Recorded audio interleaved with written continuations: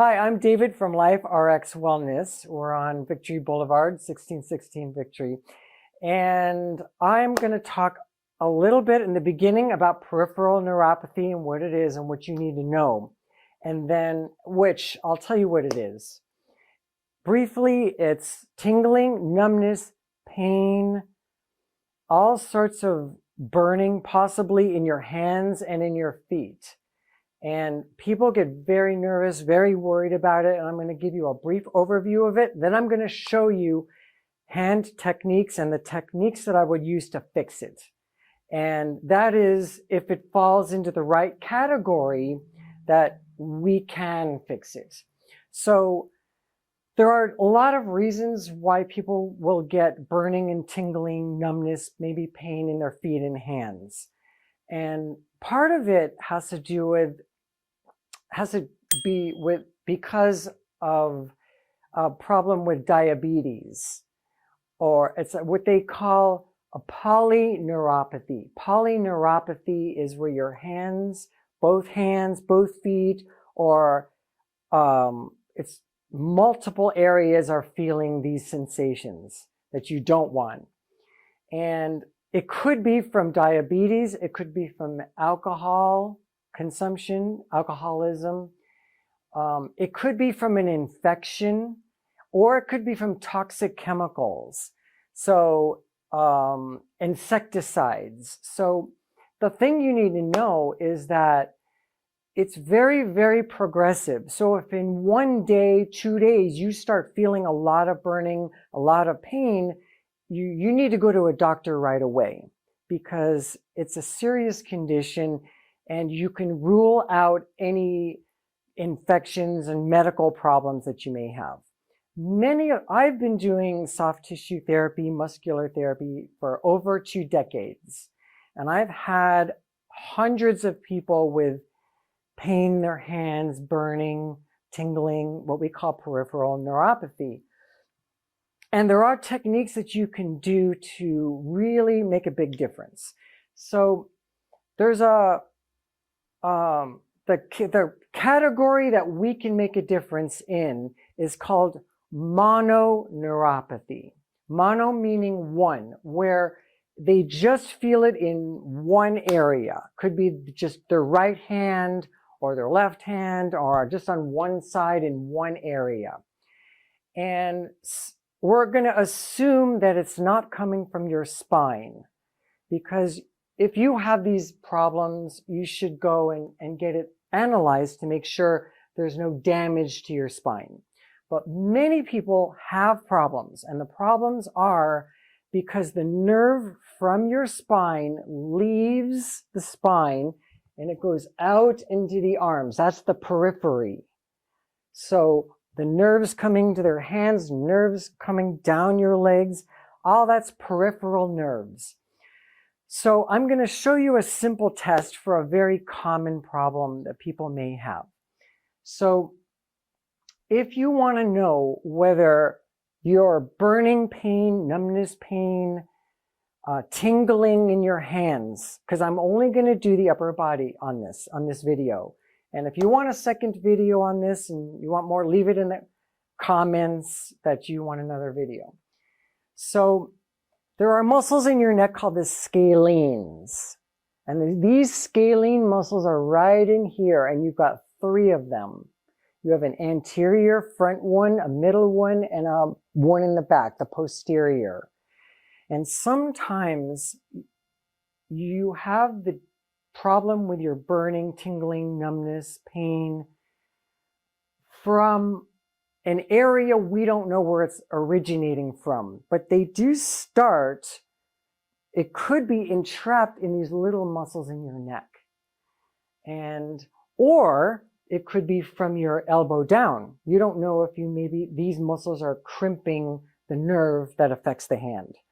So you can do a test where your arm is down and you're testing your median nerve, and then your head tilts to this way, and you hold it for 5 to 7 seconds. And if you feel symptoms from that, then it's a possibility it's coming from your scalenes or from your neck, okay? But we don't know yet for sure, but you want to make note of it. And then there is this way, where we're going to test another nerve, and then you tilt your head, and from 5 to 7 seconds, you're testing to see if you feel the symptoms. You're putting it in this position to seeing if you feel any of the symptoms that you're going through.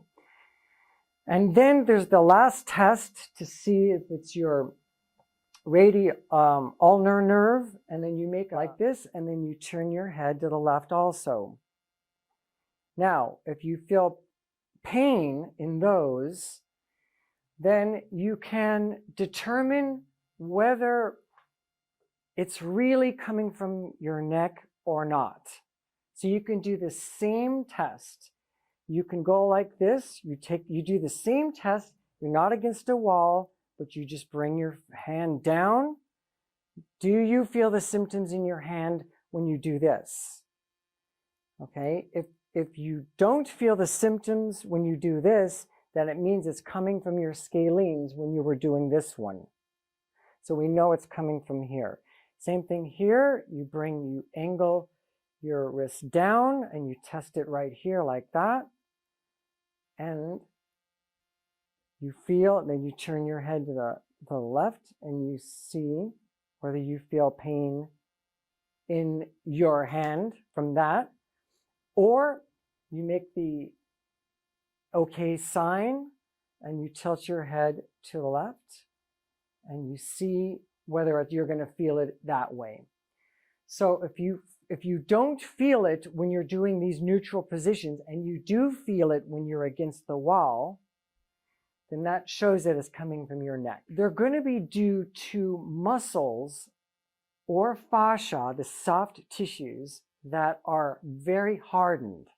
So when muscles are contracted or they're too overstretched, they lean on nerves that are soft. Nerves are super soft, and when muscles are too overstretched or too contracted, they're going to put pressure on the nerve. And that pressure on the nerve triggers sensations. Now, the last thing I'll tell you technically about anything is that there are 3 kinds of nerves. There are sensory nerves, and those are the ones that you're going to feel tingling, numbness, you're going to feel pain, you can feel vibration, you could feel burning sensations. Okay? Now, there are also motor nerves, and the motor nerves are going to make you feel weak. Or you can have atrophied movement, atrophying muscles, or you also could have uncontrolled muscular movements, which is another symptom of that too. And then the third type of nerve that you've got is autonomic nerves. So if you have trouble breathing, digestion, it has to do with your organ systems and your autonomic or automatic nerve occurrences that happen in your body. But we're not dealing with any of that.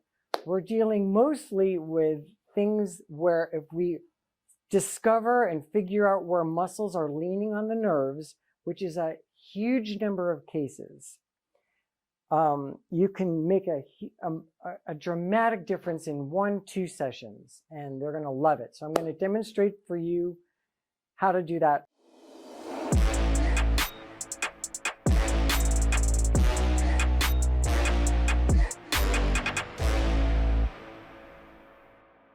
The secret to figuring out how to fix these nerve problems that are possible in the neck and in the arm, I'm going to demonstrate the neck, shoulder, and arm treatment for peripheral neuropathy in the hands. And it also is incredibly effective for thoracic outlet syndrome. So when people have, if they raise their arm above their head and they feel like they don't have good circulation or you were diagnosed with thoracic outlet syndrome, this treatment also is very good.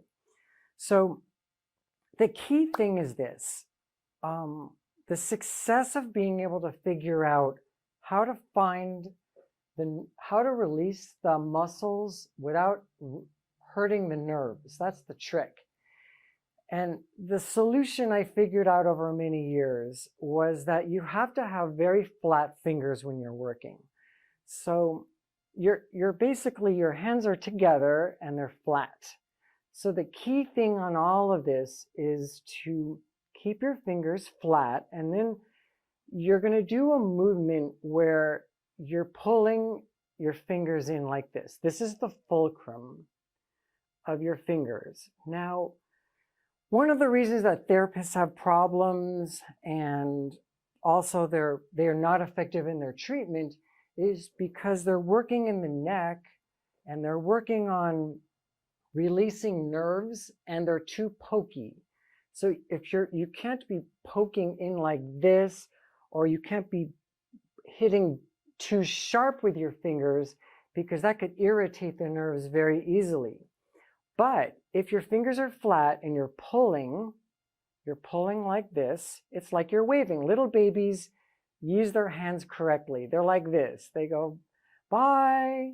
And they're using this is your pivot point and you're pulling from here. So I'm going to show you what that looks like.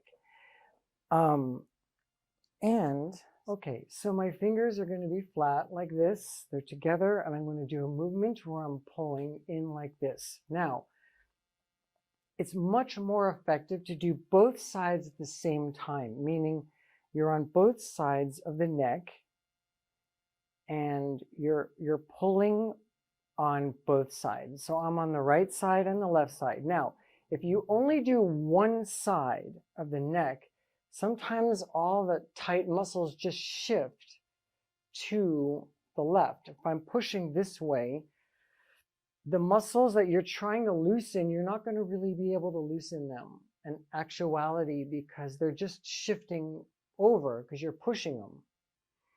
So if you do them both, if I'm into the sternocleidomastoid, I'm working on all these muscles in here, and I pull on both sides at the same time, then you can figure out where the resistance is. So wherever you feel that the muscle is stopping you is the perfect place for you to stop and loosen the muscle.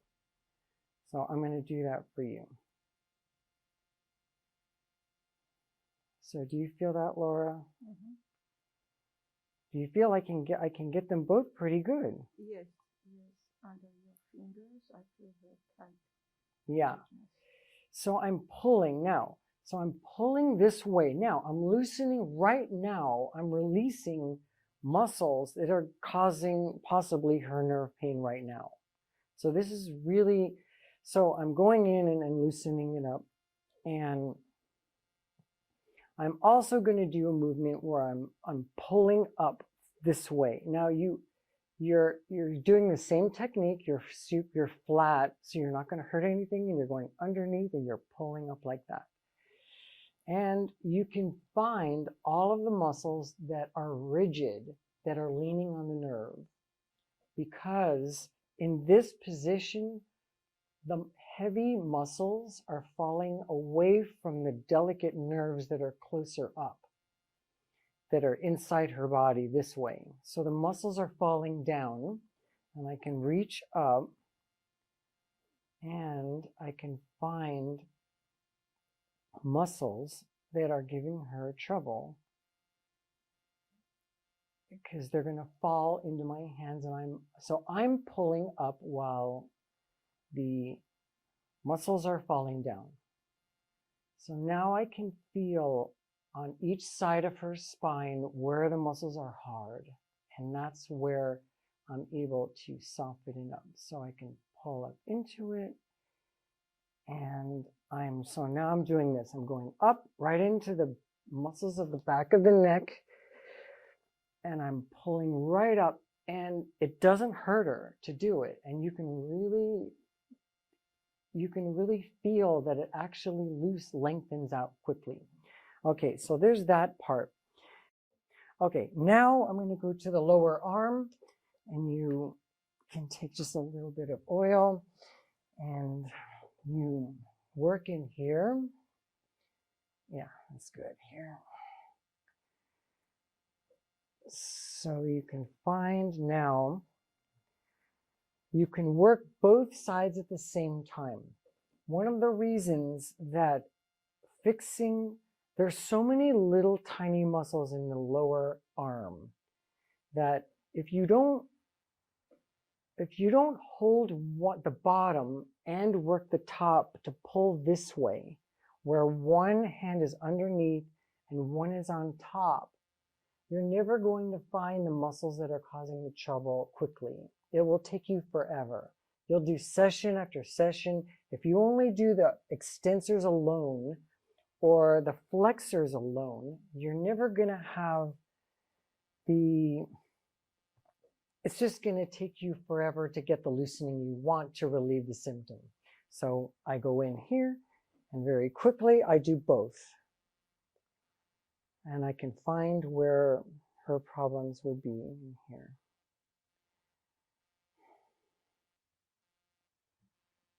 Now, how does that feel? Do you like that? So I can go in here and I can feel which part is it here. Brachioradialis, you've got all the extensors. I can work on the flexors at the same time. Same thing with the hand. You go into the hand. A lot of times people are typing and you go into the hand and you loosen up the thenar muscles. You extend the thumb and you go into the thumb and open up all of the hand. And then you've got your intrinsic hand muscles, which are muscles that start and stop that are in the hand. And then you have, these are your extrinsic hand muscles that these muscles contract and then they move your hand, but they're outside of the hand. So, but if you do some of these little muscles in the hand, you can do, a lot of relief. There's also in here your hypothenar muscle. In here, you're extending out the thumb and the fingers, and you can work in here. And then all that releases that, and also making room in your wrist in here. So that's their basic treatment.